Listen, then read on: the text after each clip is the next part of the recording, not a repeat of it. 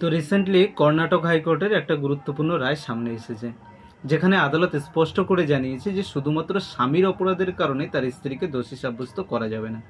যদি তার স্ত্রী দোষী হন তাহলে উপযুক্ত প্রমাণ পাবার পরই তাকে দোষী সাব্যস্ত করা হবে।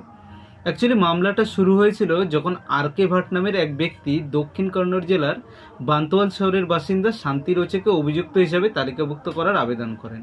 শান্তি হচ্ছেন নরবর্তে ডিসৌজের স্ত্রী, যিনি এই মামলার একজন অভিযুক্ত।